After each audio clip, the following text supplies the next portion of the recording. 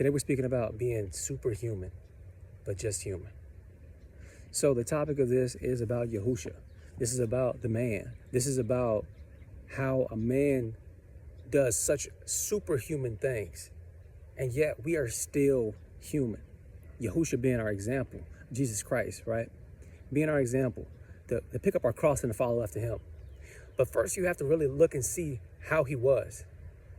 This was a man. This was the epitome of how a man should be. He turned and multiplied bread. When he did this miraculous work, he did a miracle.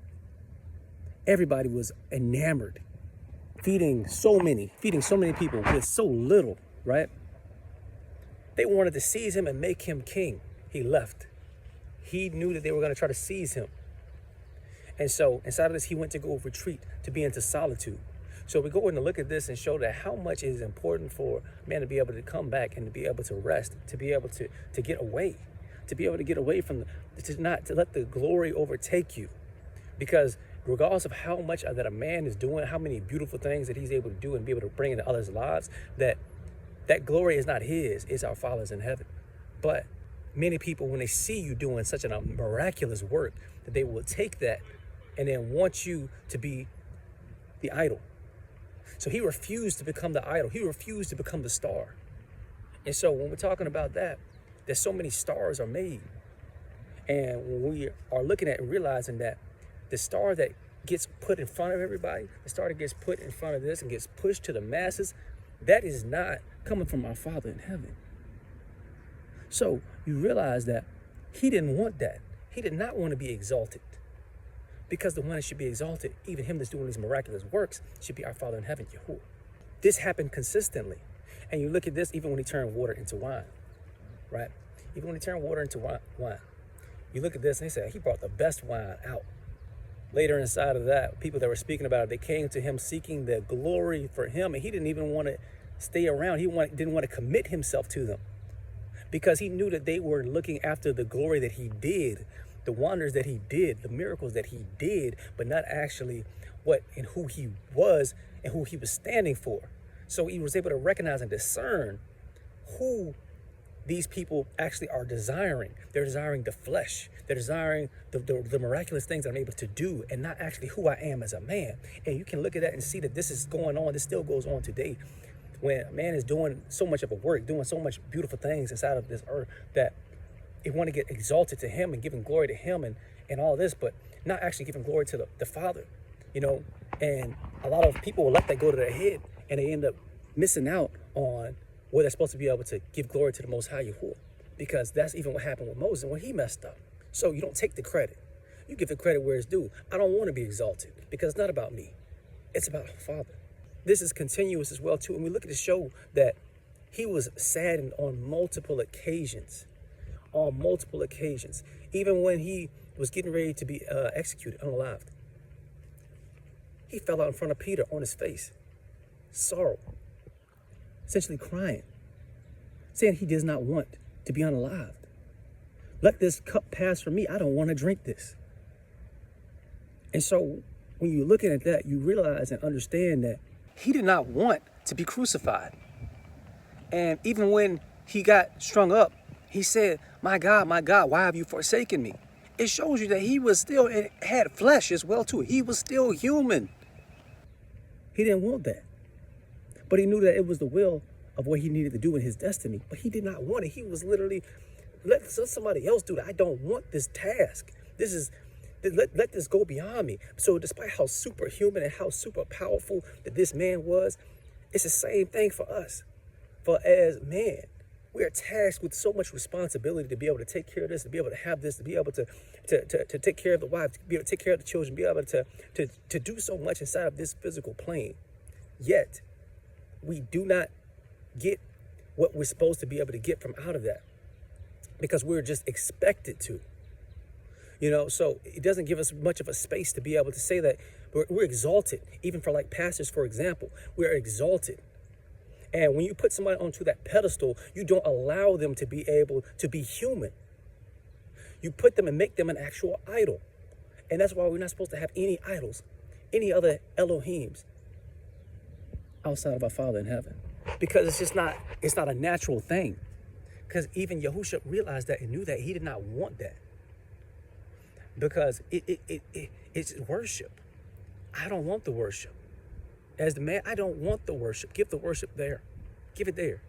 And so it's such a difference. And then we go into it and look at it, because even on the ship, we had so much that was going on. But within it, everybody was freaking out. Everybody's going through this. And what was Yahusha doing? He was sleeping. This man was sleeping good during the midst of a storm, sleeping great. And it shows you that there's still a human nature inside of there. As much as we want to try to exalt one, this man cried. This man got angry. This man was a man. And yet, even still today, that people want to exalt him to the standard of a Father in heaven. And he did not even want that. And so you realize and understand that when we talk about Jesus, talking about him, he was a man. And so realizing and understanding he was the example of the man that we're supposed to be, and how we are supposed to be able to maneuver through this, through the good, through the bad, through the sad, through the ugly, like through everything. But we get so sidetracked on trying to exalt one. Same with pastors, and they say that pastors cannot mess up.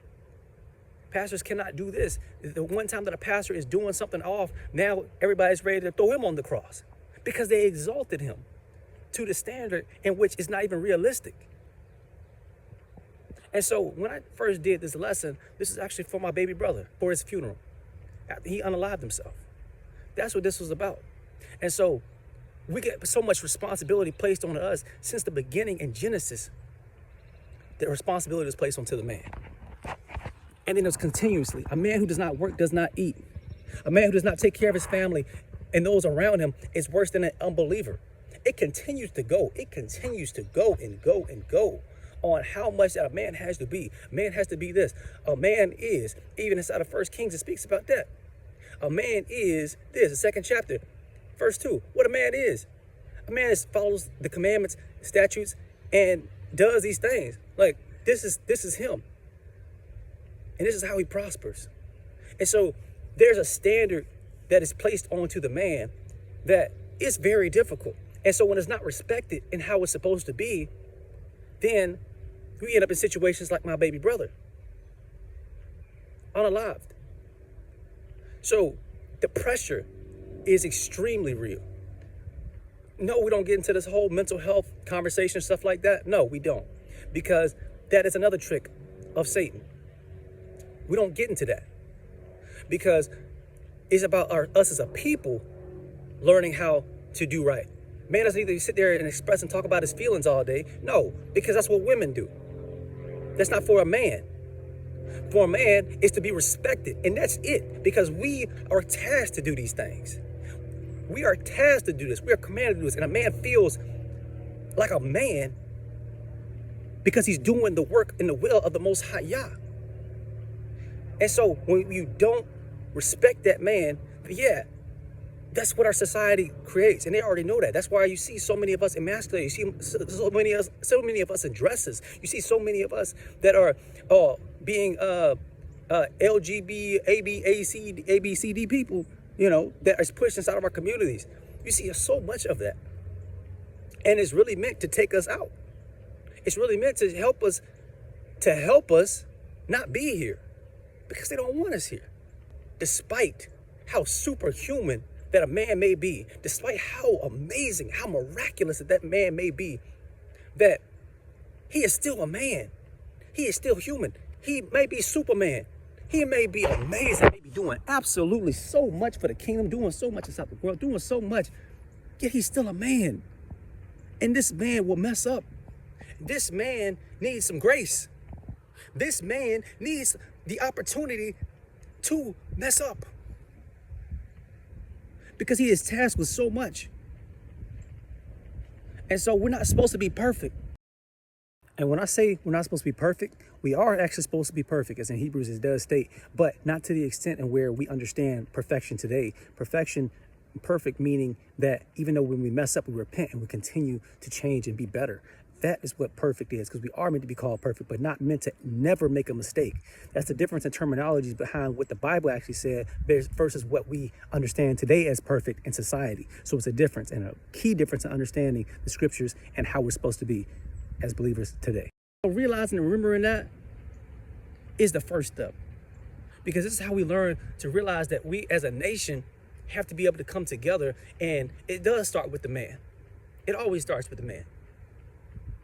Yet, we need to have the women being able to respect the man, even when he's in his shortcomings, and to be able to understand that, yes, he is a man. And even when he's doing all amazing works, to not exalt him to that standard that he has to be perfect, because that's when we get into those situations where man's just ready to end it all because they're not respected for all the work and all the hard things that they do and that they are tasked with. It's just to be appreciated. That's it.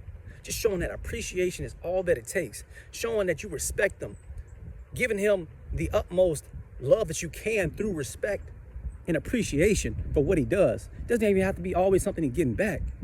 It's just showing that, yes, I did this in the same way that the Most High God, Most High Yahuwah, wants you to do some things. He wants you to do this, and you will be blessed for doing this, and you will be cursed for doing this. It's the same concept for a man.